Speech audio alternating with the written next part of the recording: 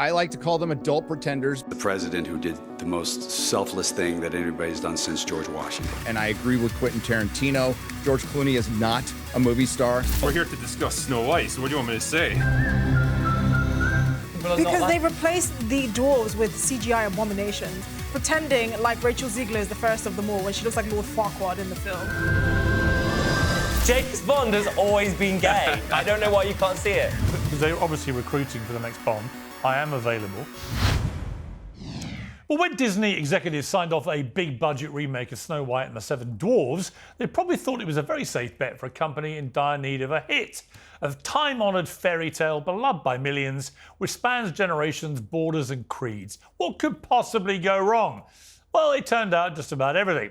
Rachel Zegler, who stars as Snow White, condemned Prince Charming as weird and a stalker, adding that she hates the original. Nice start. Leaked photos from a set revealed that the Seven Dwarfs had been sensationally axed, replaced by multiracial, gender non-specific, magical humans, after Peter Dinklage said it was backwards to cast real dwarves as dwarves, even though he's made a whole career out of being a real dwarf who's played dwarves in movies and made millions doing it. The usual suspects raced to defend this bold and progressive gesture, but that particular tale ended with a shock twist. I think you should live in the 1930s, actually, Piers, because that's where you belong, really, listening to what you were just saying then. Also, I'm going to quote Warwick Davis, because he said he finds it patronising when people are offended on his behalf. And you've just spent a 5-minute monologue being offended on his behalf. And I think that's ridiculous. Well, let me bring in Dylan, because Dylan is also offended, and he happens to be a dwarf actor. Yeah, and he was offended on his own behalf. So it turned out I was right. Disney responded to the growing controversy by delaying the movie for a year and replacing the magical humans with what looked like CGI garden gnomes. They featured prominently in the first trailer, which dropped over the summer.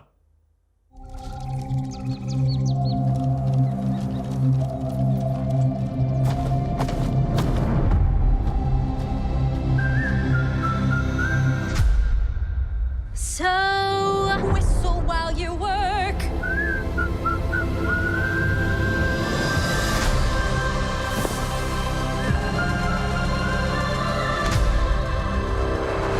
Whistle while you work. Magic mirror on the wall. Who's the fairest one of all?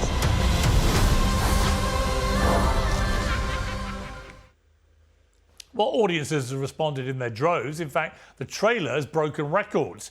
More than 1 million people have disliked it on YouTube, making it one of the most hated previews in cinematic history. The cherished fairy tale has become a grim morality tale for meddling Hollywood hacks. Audiences watch movies to escape this kind of hectoring, virtue signalling, the insanity of the modern world, not have it thrown in ladles down their throats. We're here to debate all this and lots more. Two of YouTube's most outspoken and popular commentators, Gary Beekler, who's aka Nerdrotic, and Will Jordan, aka the Critical Drinker. And here in the studio, Uncensored contributor Esther Krakue and the occasional comedian James Barr, fresh from what he tells me was a very successful trip to the Edinburgh Festival. I'll see if there's any evidence for that later. But welcome to you all. How are you, James? You miss me? Hello. Did I miss you, Piers? Not really. And this whole Snow White thing is just performative outrage. It is... Actually, you're right. Do you know what? We're going to start the new autumn season, if you like, of this, or the fall, if you're watching in America, with a point of immediate agreement between me and James Barr. Right. That's exactly what this is. It is performative bullshit. No, it's performative outrage. But it's by Disney and by Hollywood. On your part. Really? Why? Yes, absolutely. Because this is a movie that was made in 1937 and is being remade in 2024, and you sit here moaning about the differences between those two movies like 1937 were the glory days. What? Well, what are you talking about? Why are you offended by this movie? Why do you think people are not Because they replaced the dwarves with CGI abominations. They are pretending like Rachel Ziegler is the first of them all when she looks like Lord Farquaad in the film. Somehow Gal Gadot, so who's rude, Esther. easily one of the top 10 most attractive women on the planet, is some evil, ugly stepmother, which she is not. I don't know how she burst out laughing. Yeah, none saying, of it who's works. the first of them Right? all, None and of looking it is at actually Rachel. the truth. Yeah. Let's bring This is nonsense. Let's bring in our two YouTube experts, because Critical Drinker, your YouTube video on the trailer has now been viewed nearly 2.5 million times. And you said the new Dwarfs look is nightmare fuel. Can you explain that for us, please? Yeah, so what they've obviously tried to do is retain the artistic aesthetic of the cartoon from the 1930s, but transpose it into a live-action movie, and it just looks horrific. It's so out of place. And when you see them dancing next to Rachel Zegler, who's an actual human actor, it just looks awful. They don't match up. They're deep into the uncanny valley. It is the worst possible choice they could have made. It would have been so much... It would be so much easier if they just used actual dwarf actors. I don't know why they haven't done that. Why is no one offended about the new Lord of the Rings show on Amazon, where they have actors, non-dwarf actors playing dwarfs? Why are we not talking about that? Why is no one offended about that? Why are we just picking on Disney? Well, I am now you mentioned it. Yeah, well, you should be. There's room for Could have got outrage. them in. But there isn't, is there? You're just firing I'm offended outrage about the whole at show, Snow personally, White but- because they're trying to do something different. Hey, man. You want to talk to me about Rings of Power? I will talk your ear off for hours. Let's but go. like, we're here to discuss Snow White. So what do you want me to say? Yeah, no, exactly. Let's thing at a bring time. in. I want to bring in Nerdrotic because what this is really about is the fact that the people who are most angry about this are not people like me who were saying, well, why the hell are they doing this? It's such crap. It was actual dwarf actors who rely on movies like this, which literally are about Snow White and the Seven Dwarfs. They rely on that for really significant income. If you're a dwarf actor and you land a part in one of these movies, you make a lot of money. And yet suddenly it's been taken away from you. That's what incenses me on their behalf. Yeah, this is where political correctness paints itself into a corner every single time. You find yourself with very strange bedfellows in this. And it's not just the actors, it's Disney fans. Disney fans are offended by Rachel Zegler's comments disrespecting the movie that made Disney. And this is why there is 1 million dislikes on this trailer. And it's a culmination of creative bankruptcy. If this movie just existed on its own, it probably wouldn't be that much of a controversy. But if you add a singular Peter Dinklage interview that cost dwarf actors their jobs, and Zegler out there popping off and fanning the flames, along with everything Disney's done over the last 6 years, you have Snow White. Yeah, I mean, that's exactly the point. But And this is faux James, outrage. here's my point, James. If you had a gay-themed movie, right, and it had potentially parts for 6 great gay characters, right? Say there was a book and it had 6 great gay characters in it. And there were lots of gay actors who would love to play those roles, right? And suddenly it was decided that that could not happen, that actually no gay actors would be allowed to play any of those roles. You would be on here leading the charge of outrage that gay actors were being deprived work when it was literally in their wheelhouse. And that's the argument which I don't think you're quite computing. No, and I agree with you. I would be somewhat outraged, but I think there's something deeper going on here in that we're talking about stereotypes. I'm normally offended if a gay person misses out on a gay role, if a straight person is playing a camp, overtly gay stereotype. Right, so why are you not upset for the dwarf actors? Because I think what they're trying to do here is make it more inclusive. Plus, also remember... It's not inclusive, the it's a robot. original- It's like- You're excluding they're dwarf trying actors. to They are That's the literally- opposite of stereotypes. inclusion. They're literally This excluding is why are we dwarfs. pretending that Hollywood is a fair place for actors? It's not about why that. Are But we the sat thing here? is, they didn't even. Hold on. The world replaced isn't them a with fair place. cartoons. They were Exactly. cartoons in the original film. But they have a human actress. So they have a human actress dancing next to 6 But green how far do we dummies. go with this faux outrage? Are we going to Well, say I mean, that we could actual, like start. in the movie We could Pets, start all by pets letting need to be actors actual act. animals? Because you are. Are we going to people say like that you. Hold Yoda on. needs to be played It's by? people like you that would be outraged that if an actor is not gay, you shouldn't play a gay role. When actors are literally paid to act. So how about we just let actors act? And if you're going to cast human beings as human roles, then you shouldn't replace them with CGI abominations and say, I mean, oh, by literally, the way, this is if a inclusive. dwarf actor- This is I don't know why you ridiculous keep to say a saying CGI James, I don't know why you keep abomination. saying It is an outrage. abomination. It's a point. Abomination. It actually is an There are abomination. so many CGI movies, and It there is are an so abomination. many people that have I think played you're- yeah. dwarves that have been they've used CGI to do that, and no one's outraged. You're just outraged because Disney are trying to make the world a better place, and you want to live in 1937. Nobody at Disney's making the world a better place, man. And I don't know why you keep using the word outrage. No one's outraged about this movie. People are laughing at it because it's a joke. it is a culmination of everything bad about modern movie making. You've got a movie called Snow White and the Seven Dwarfs that doesn't have dwarves in it. You've got the fairest of them all, who's put up against Gal Gadot, and somehow Gal Gadot is jealous of Rachel Zegler. And you've got a story about the search for true love that's no longer about true love. about power. What even is this movie? Exactly. It is a hollow, vacuous And I joke can add that one everyone more. is I'll laughing let at. Nerdrotic do this, because there's a leaked scene that was shown at the recent D23 reveals that the modern empowered Snow White won't even allow domestic labour being carried out by herself. Instead, she orders the dwarves to tidy up themselves, even when they've had a hard day down the It's their mine. house. I mean, Nerdrotic, isn't this taking the whole virtue signalling stuff to a ridiculous degree? Absolutely. If you want to remake the movie, just remake the movie in live action, note for note. It would probably be much better. But it's so obvious now because of the blight of intersectionality that's spread throughout our entire society that we can't have a woman holding a broom. Not that Rachel Zegler would know what to do with a broom other than fly on it, but I mean, that's what it is, and it's predictable, and it's what Drinker just said. It's nobody's outraged. It's mockery. Don't And we all know, confuse the outrage moment, with we all mockery. know, we all know, I haven't seen it yet, but I would lay even money, the moment Prince Charming moves in for the kiss while she's asleep, he gets arrested. Yeah, exactly. Immediately. Right, I mean, he She has to hasn't be. given Immediately. him consent. Arrested and taken off to Harvey Weinstein's prison. The original story is problematic. Why is everyone ignoring that? How do you mean problematic? Why should a woman walk into seven blokes' house, right? Seven dwarfs' house, and clean it for them?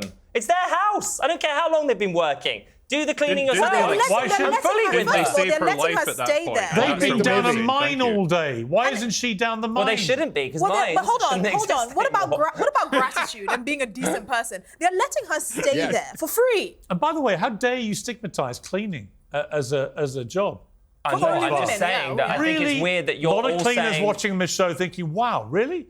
You're saying that it's beneath a I woman actually to haven't. clean? No, I'm saying that Are you? everyone should clean, especially Are the you? person that owns the house. Are you saying it's demeaning for a woman to clean a house? Piers, that's James, not what I said. I'm letting you know this Wow. now. That is If not I what I ever let said. you Don't live seem in to my be house implying for it. free, you are cleaning. And just to make matters even just worse, letting you know this. Critical Drinker, we then had Rachel Zegler, who'd already been gobbing off left, right, and centre, causing endless problems. She then shared the trailer on social media and added Free Palestine, despite the fact that her co-star, Gal Gadot, is Israeli. So you can imagine what that's done. That's just poured kerosene all over the place. Does she even Yeah, know the where promotional Palestine tour is? for this movie is going to be wild, man. Yeah. When you get them two together. I mean, it just Yeah, I don't know why she felt the need to do that. It's if there's one thing you want to do, particularly when you're someone like Rachel Zegler, who's already in hot water, just stay away from politics for a little while. Just try and promote your crap movie and try and salvage something from this mess. But I guess she just couldn't The help odd thing herself. is actually, Nerdrotic, that Disney have just had a monster hit this summer, haven't they? Yeah. Two. They've had two. They've had actually a pretty good year. Yeah. If you think about it, Planet of the Apes, most with Fox properties, but Planet of the Apes did okay. Alien Romulus is doing pretty good. Inside Out 2 was the biggest movie of the year. And you know what none of them Deadpool did? and Wolverine is still crushing it. Right, and none of them went down this stupid road. Right? In other words, when No. Disney just does what we want Disney to do, which is make great movies. I think Disney's a great company, historically a fantastic company, and it's done some great stuff this summer. Just do what you're good at. You don't need to do this stuff. If you just brought out a movie with Snow White and dwarf actors, everyone would have gone, great. That's the movie we want to see. It wouldn't have been a problem. No. It wouldn't have been a problem. I No, think Disney helps fan the flames because they're so risk averse and they're so afraid of looking bad to one part of the audience. They don't give a crap about the majority of the audience who are just normal people who want to go and be entertained and escape. Exactly. They are so I worried can about their own guarantee- people. Yeah, it'll be a bomb. I can guarantee it. Yes. I want to shift to something else, which is we're going to play a setup quote for this. A Venice Film Festival taking place this week. One of the big movies premiere there is called Queer, starring Daniel Craig. Very annoyed on your behalf, James, you didn't get the nod for that. Don't see why Daniel Craig, a straight guy, got the role when you're out there. He is hotter than me, I'm though, talking about to be fair. a stereotypical job made in someone's name, Queer. He plays a lonely middle-aged gay character obsessed with a much younger gay man in 1940s Mexico. The reviews have been brilliant. Apparently, Craig is fantastic even though he's a straight guy, playing a gay guy. There we go. Some straight men can be great. It's a shame you're not. But the contentious point is this. At the press conference yesterday, the press wanted to know the answer to the question whether Bond could ever be gay. Let's watch. Do you think there could be a gay James Bond? Guys, let's be adult in the room for a second. There is no way around the fact that nobody would ever know James Bond desires. Period. Having said that... Sorry? We don't know James Bond desires? He's the single straightest guy in the history of mankind.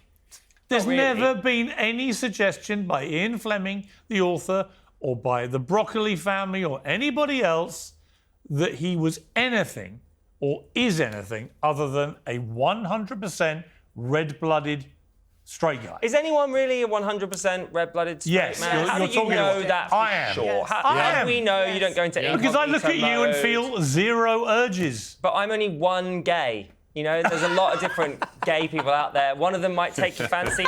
Maybe you're on Google having a little flutter in some bisexual pornography, know what? and that will be absolutely The fine. point is- we don't know what Daniel Craig. We do know James or Bond. Daniel Have you Craig seen his wife? desire. We It don't is know. categorically impossible. You can have for a him to wife be gay. and still fancy Have you other seen people. her? It's very normal Impossible. to have. It's categorically impossible that Maybe he in sleeps London. every night next to that woman and is Hollywood. somehow. has Let me urges bring for in her. Nerdrotic. Absolutely. It's interesting. I mean, surely the obvious answer is no.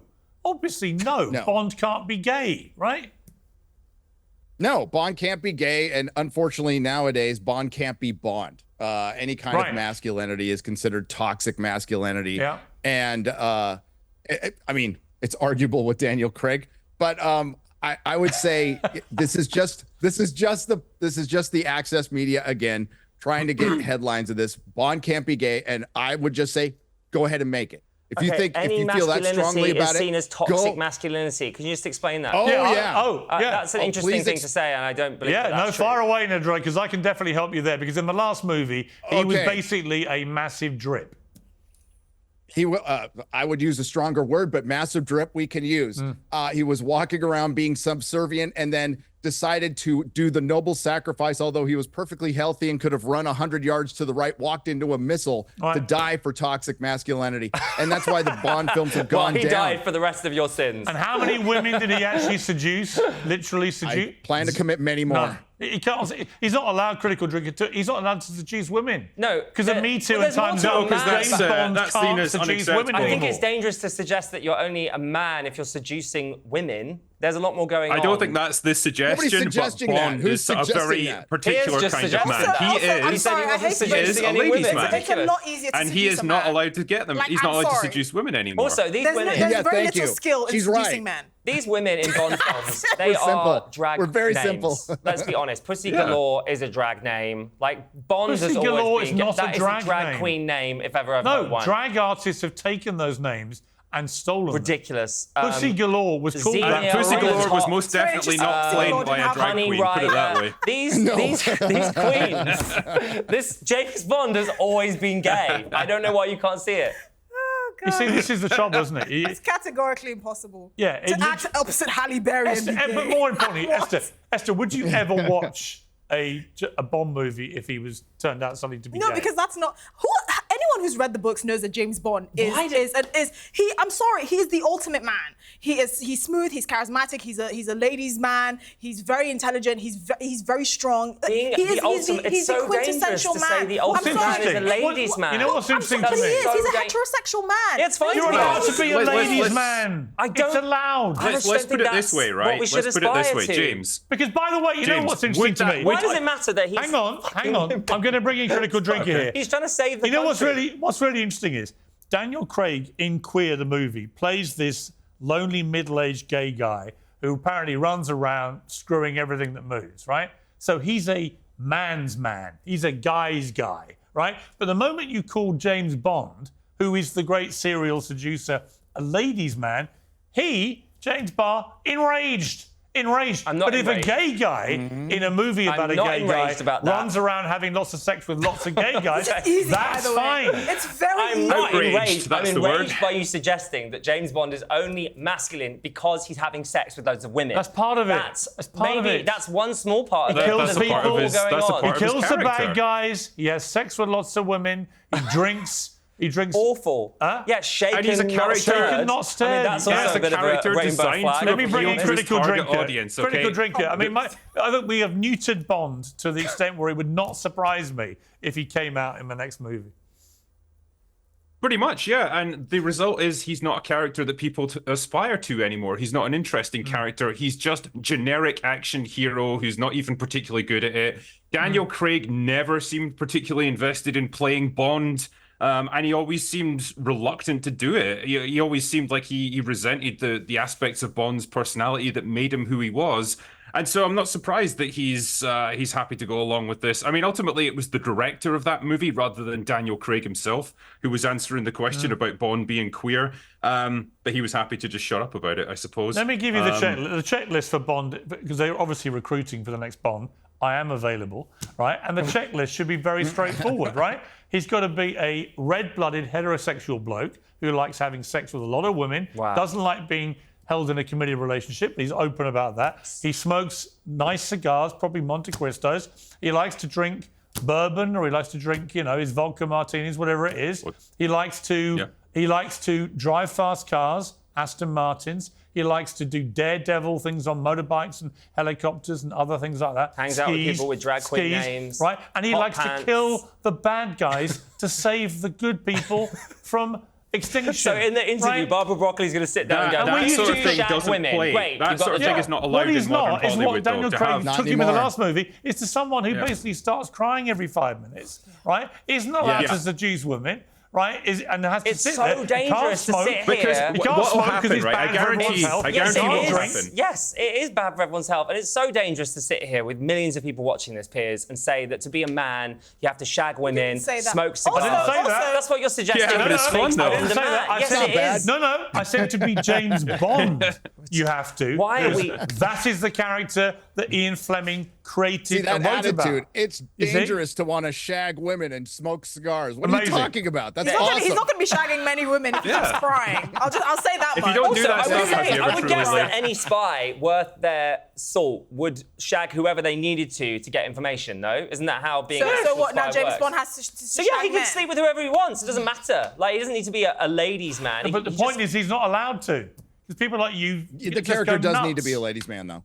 Of course Yeah, he the does. thing is, I want- now, honestly, I want modern James Bond to have Hollywood sex with will whoever. look By at the way, did characters you ever like see a James Bond girl and they will complaining?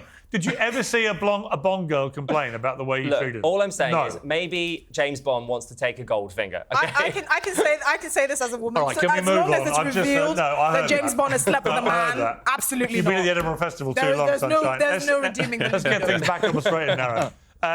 George Clooney. So let me start with you here, Nerdrotic.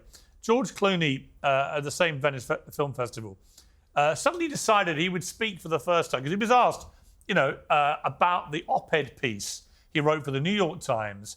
It was about 2 weeks after the infamous debate that Joe Biden did with Donald Trump, where obviously the world saw what I've been writing about for 2 years, which is unfortunately Joe Biden is now having a form of senility and incapable of being president.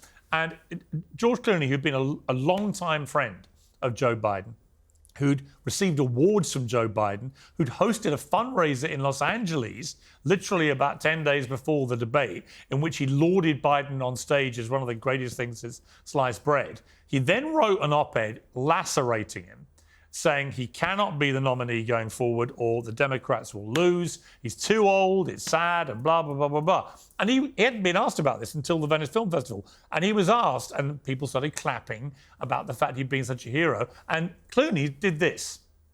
Really want to know what you think was the impact of the op-ed you wrote for the New York Times asking President Biden to step down, which he eventually did. I've actually never had to answer that question, so I suppose I'll do it here.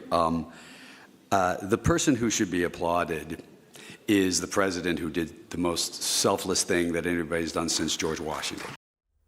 You know what's hilarious, Nerdrotic, about this is that there was nothing selfless about what Joe Biden did in standing down. He was told by Nancy Pelosi that we can do this the easy way or the hard way, was the exact quote that was reported.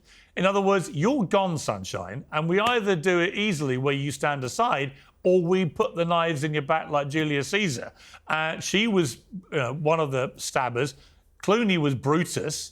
Et tu, Georgie baby. And there he has the gall in front of the world to say, all the applause should go to this heroic, selfless man for suddenly deciding he had to stand aside, like George Washington. Now, for historians watching, George Washington stood down after serving 2 terms. He was the first American president, the founding president of the United States. He served 2 terms, and he decided himself not to serve a third. Thought it'd be good for democracy not to, even though he would have won quite comfortably. That was the situation for George Washington. Joe Biden was forced out of his second potential term before he could even start it by a bunch of Democrats led by George Clooney and Nancy Pelosi and others because they knew he couldn't win. So completely different. So the comparison was absurd. But I'm really focused here, Nerdrotic, as you're a movie guy, to see a movie superstar like George Clooney being so breathtakingly hypocritical. The guy who literally plunged the metaphorical knife into Biden's back, suddenly wanting us to think he was, this was a selfless, wonderful act and he's the new Washington. Did it make you as sick as it did me? Yes, and I like to call them adult pretenders because that's what they are. They're professional adult pretenders, and I agree with Quentin Tarantino. George Clooney is not a movie star. I don't think he's putting any butts in any seats, but he definitely has influence as a celebrity, and it shows you how friends are in Hollywood and Washington, which are essentially the same place, and it's just as scripted. They're not friends at all. And for him to come out and run the party line that was probably written for him, because I doubt George thought of that on his own, to say that, he did the most selfless thing by stepping down. And now we're saying everything like he's old and tired and practically we've had a zombie for our presidency as a president for the last 4 years. Yeah. And those of us who were saying it were demonized, but now it's totally okay to say it. Yeah. There's a lot of that going on this year, by the way. It's been utterly breathtaking. Esther, this is where I have a real problem, right? If George Clooney just owned it, if he just said, you know what, actually, my personal relationship with Joe Biden was not as important for me as the future of democracy in the United States, and the party and winning the election was more important to me. If he said that, I would really respect him. I actually think he was right, by the way, in what he wrote in his op-ed. Where I think I find it stomach churning is to now play this whole Joe Biden was the greatest president in Washington. Yeah. And he selflessly fell on his sword. No, he didn't.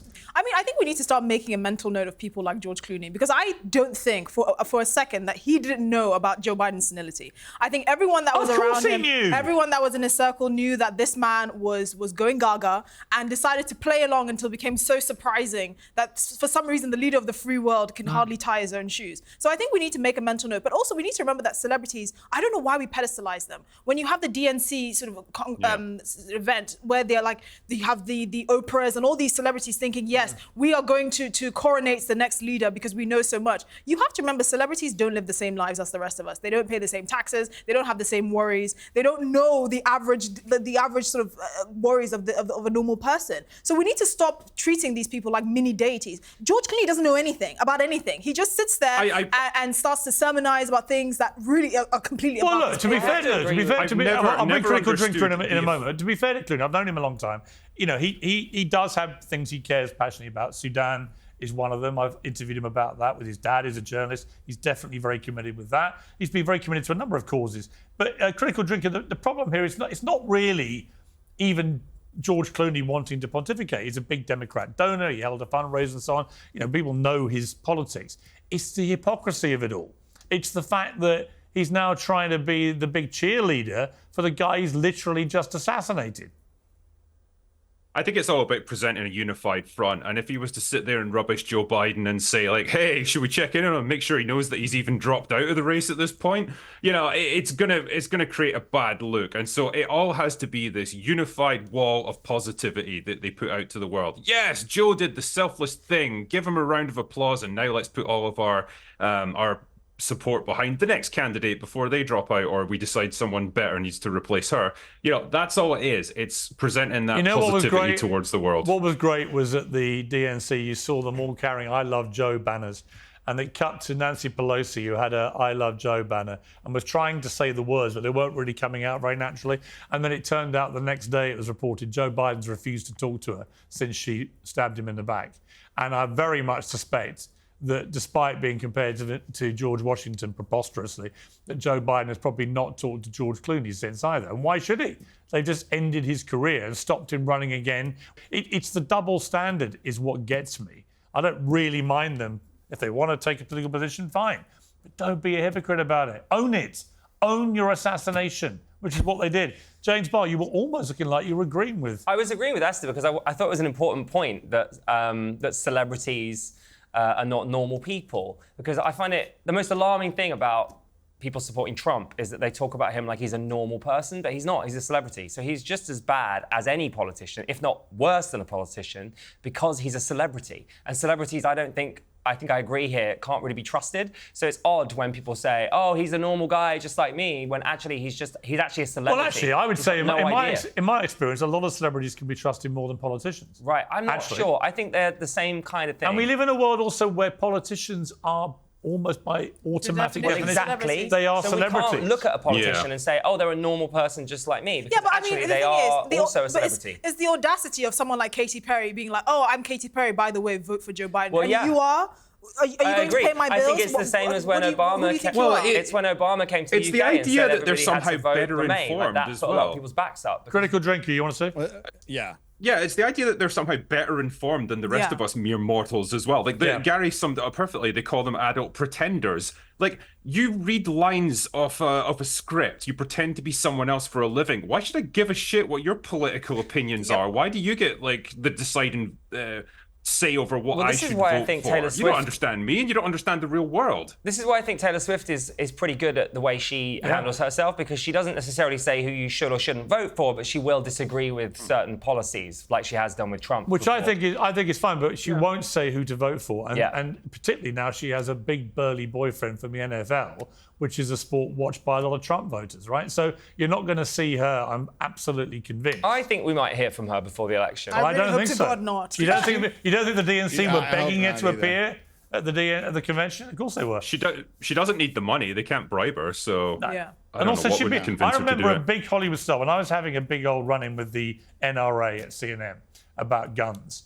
And I remember a massive Hollywood star pulled out of an interview with me. I won't say who it was, but I respected him. He rang me and he said, look, I really want to do your show. He said, but you're being so strident about this in one particular way. I have a massive following. He's an action movie hero. I have a massive following in Middle America where a lot of people own and like guns. And right now, it would be difficult for me to come on your show because you're being so... And I respected him for saying that. I said, I get it. We'll do it when things have calmed down a bit. And I respect that kind of honesty. But also I respected his own position, which I don't want to align on either side publicly here. I've got people that like my movies who are Democrats and people who are Republicans. Why should I piss half of them off? You don't need to. Yeah. You know, the smart ones don't. Yeah, no. Tom Cruise doesn't talk politics.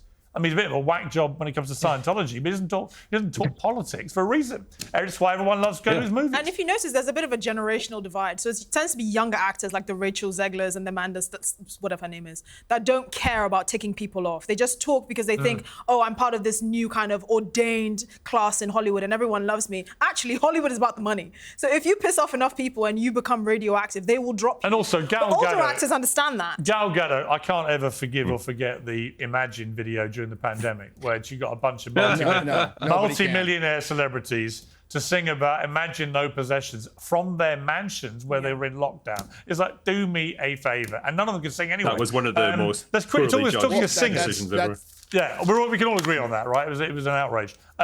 Just quickly on music, just got to wrap it up. But we're talking about Oasis, who are getting back together after a very long, very angry, noisy feud. Nerdrotic, do Americans buy into the Oasis hype as much as we do over here right now? No. There's a lot. Oasis is huge in the UK, and there's a lot of people who like them here, and there was a lot of people who are excited. But this is just, I mean, having seen so many bands get back together, and the state that music's in, it's probably a perfect time for them to come back together because music's awful right now. Pop music is terrible. Yeah. How dare rock you? music is Sabrina terrible. Carpenter is amazing. My daughter loves Sabrina Carpenter. I can't say a bad Taylor word against Swift her. is amazing. Absolutely not. This is just typical, oh, the women are taking over nonsense. It's not the Music women, is they're not great right now. talented. I'm sorry. No, this is not great. Who said anything about women? I said music by men and women suck, right? It just completely sucks right now, and it's all hyper pop music. How many stadium bands are selling out stadiums? None. It's all bands that Well, you know the best theory. 40 years old and Yeah, the best theory I heard actually is that apparently from next year is when Oasis can sell their catalogue. So a lot of these big rock bands are selling their catalogue for hundreds of millions of dollars to record companies so they can own the rights. Noel obviously wrote almost all of Oasis's songs, so he stands to make potentially, up to $500 million if they sell the rights sell all the rights away.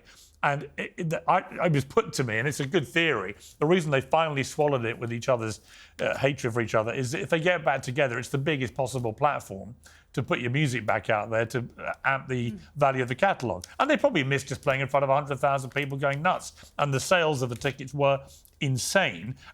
Critical Drinker, are you an Oasis fan? Did you join the Stampede? Are you angry that the ticket system was such that if you did get through, you suddenly got scammed for 300 quid a ticket?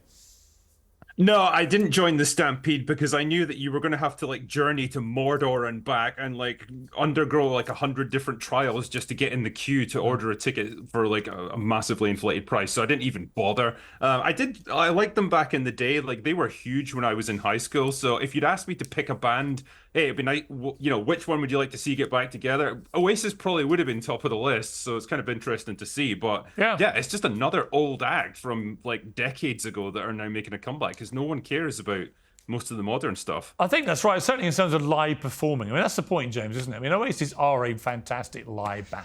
They've got great melodies. Great melodies? Is that what did you really just say that? They do have great melodies, they do. Would you go to an Oasis concert? Absolutely not, no, I have no interest. But you wanted a straight pride, and this is it, Piers. So I hope you'll be going. Do you know what, yeah. It's about time. Why not? Yeah. Why not? I mean, I do think so. Why don't we have a straight pride month of shows, led by Liam and Noel? They're also just a bit... I mean, Liam's definitely said some homophobic stuff in the past. Well, here's him with one of his big fans, me. We met at a wedding there, actually. And I'm only putting that up there because I don't want Liam to forget when it comes to the friends and family VIP tickets, which I'm sure he'll be allocating very carefully. I'd like to remember those special moments we shared at that wedding, Liam, because I'm mad for it. You could probably afford to buy a ticket, Piers. Why don't you buy one? Because I'd rather get a freebie. Right. Okay, well, that's how you stay rich, James. That's how you stay rich. Why buy anything in life if you can get a freebie? I mean, let's be honest. Yeah. Huh? Thank you very much, everybody, for joining me. It was a great comeback panel. Cheers. Much appreciated. Although it kills me to admit this, apparently James's show was quite successful in Edinburgh. Yes, it was, actually. So hopefully, lots of people that don't like you'll be so successful that we won't be able to afford you soon. We'll love to see you. Anyway, thanks all. We'll catch up soon. Thank you very much. Thank you.